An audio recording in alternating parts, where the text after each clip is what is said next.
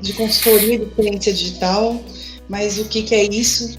A gente trabalha em cima de 3 pilares muito fortes, que é tecnologia, então usar as tecnologias certas, usar as metodologias certas, a gente usa muito DevOps para poder estruturar os nossos desenvolvimentos. A gente também atua muito forte na parte de design e criação, a gente entende que a parte de UX e UI é fundamental para proporcionar uma boa experiência para os nossos clientes e construir plataformas fortes que os usuários vão interagir e que a gente vai construir uma jornada agregadora.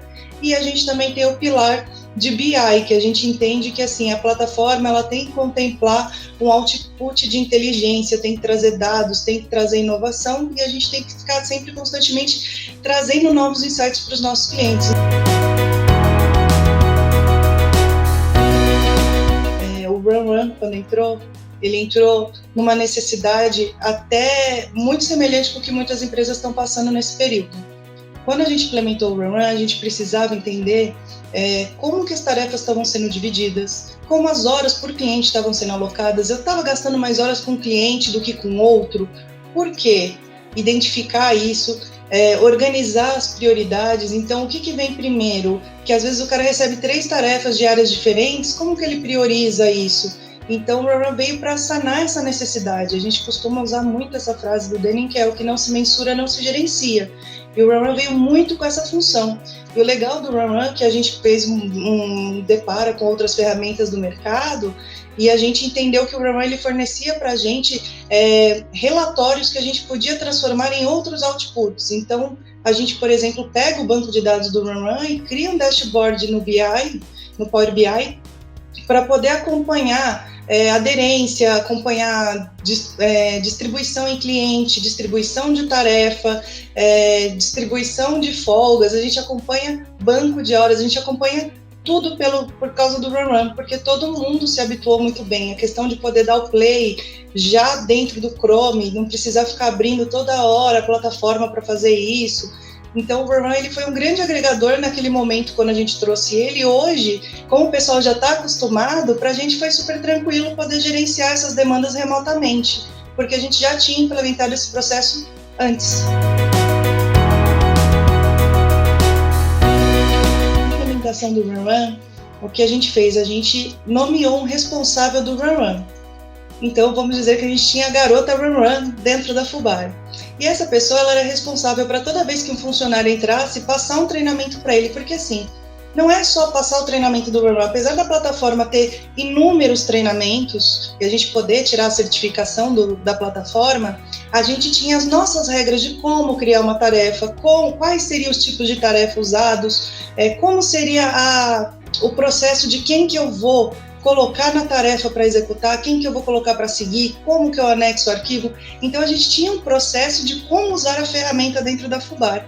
E essa pessoa ficou responsável por ser essa disseminadora. A gente definiu todo o processo, como seria. Então, enquanto ele não terminar aquela tarefa, você não pode. Ou, por exemplo, essa tarefa foi a tarefa que gerou a refação. Então, a gente criou todo um processo para gerar os dados certos da forma certa que a gente precisava. Uma coisa que a gente também gosta muito é, por exemplo, colocar lá o tempo estimado por profissional dentro da tarefa para depois comparar se aquele profissional estimou certo ou estimou a mais. Ou, por exemplo, por tipo de tarefa, eu entender se hoje eu estou orçando o número de horas necessário para executar aquilo que o meu cliente está pedindo, ou se eu estou gastando mais ou menos horas para transformar o custo numa coisa mais assertiva e poder também vender para o meu cliente e não perder, e ele também não ter que gastar mais com uma coisa que eu poderia cobrar menos. Então, o Run ele trouxe várias visões e perspectivas para a gente nesse sentido.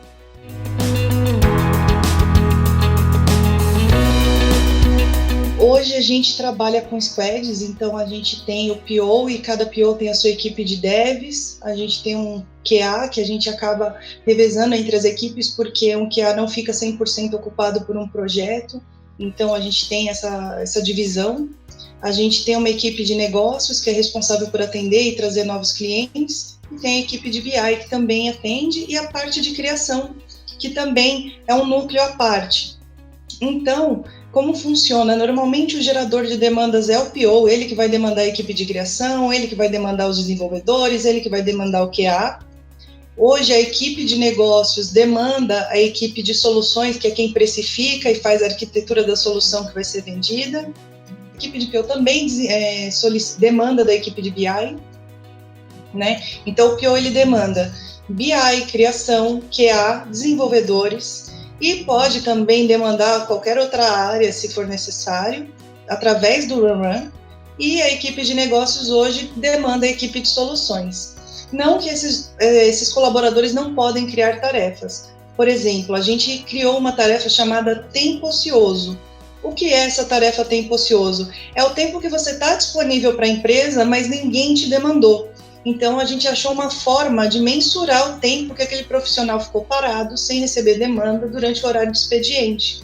E não foi culpa dele, é simplesmente para a gente ter uma ideia de quanto a gente tem de distribuição de tarefas, se tem um profissional sobrecarregado e outro não, se dá para distribuir melhor.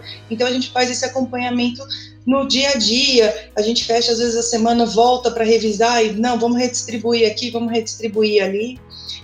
Para nós gestores, a gente entra muito como seguidor, nós temos também tarefas, então a gente começa o dia dando play nas nossas tarefas, seja gestão da área, seja reunião com negócios, reunião com BI, a gente sempre abre as tarefas e aloca as nossas horas lá, e a gente exige que todo mundo tenha essa postura. Então, assim, fulano não abriu tarefa, olha, tem que abrir a tarefa, não pode trabalhar sem tarefa, não pode trabalhar sem dar play, não pode criar tarefa sem o tipo tarefa certo.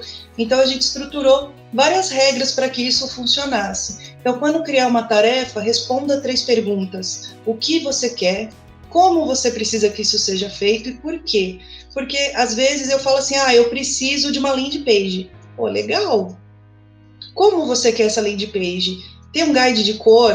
O cliente quer num formato específico? Tem um conteúdo específico que você precisa atrelar? O que precisa ser feito, né? E por quê? O objetivo do cliente é esse. Você dando esse prisma para o desenvolvedor, para a criação, para o BI, você consegue engajá-los a obter o resultado que o cliente espera. Então, na abertura de uma tarefa, a gente sempre parte com essas 3 premissas, de explicar o que precisa ser feito, o que, como e por quê. Outra coisa estime com a pessoa o tempo que ela vai gastar para executar aquilo. Então, a gente põe lá o tempo que foi estimado para poder comparar depois, até para a pessoa entender se ela está estimando certo ou se ela está esquecendo. No começo, por exemplo, eu vou demorar 2 horas para fazer esse desenvolvimento, só que o cara esqueceu que ele tinha que testar para depois liberar para o QA. Ele não contou o tempo de teste dele, e aí estourou. Ele falou, putz, então agora quando eu passar a estimativa, eu tenho que lembrar de contabilizar esse tempo na minha estimativa. Então foram vários aprendizados que a gente foi construindo no decorrer.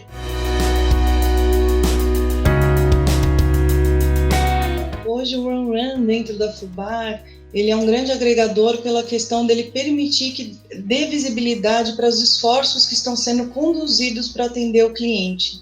A gente consegue entender e mensurar o quanto a gente tem dedicado de cada profissional para cada cliente, para cada entrega. Isso facilita a gestão de equipe, ajuda a gente a ter orçamentos mais precisos, porque a gente tem referências de mensuração de tempo para desenvolvimentos, para criação, para análises.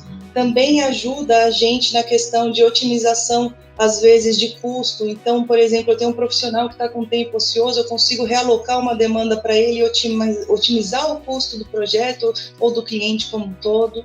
A gente tem uma visibilidade muito legal da gestão, tanto das tarefas quanto das pessoas.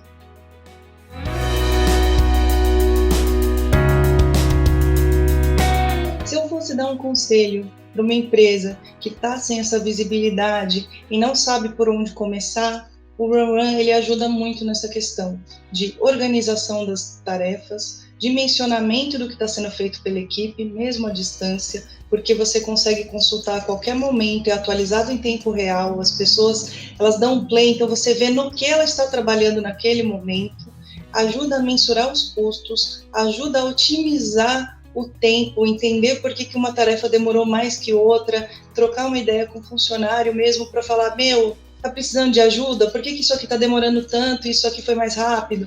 Como que eu consigo te dar um suporte? Dar uma visibilidade para a gestão de um macro, muito legal e você consegue ir do macro para o detalhe. Então eu começo a ver como que está sendo o desempenho por cliente, depois por projeto, depois por tarefa, e aí eu consigo ver por pessoa. Então a gente consegue ir fazendo esse downgrade e entendendo onde que a gente tem oportunidade, como a gente pode melhorar, quem que precisa de mais atenção, quem precisa de menos atenção, quem está se adaptando bem, quem não está. E assim, eu acho que hoje essas informações são importantíssimas para qualquer pessoa que precisa gerir um negócio. Ter esses dados faz toda a diferença. Então o Run permite que você faça tudo isso, mesmo que você não esteja presente. Eu acho que é uma ferramenta que, independente do home office, ela é necessária dentro de qualquer organização.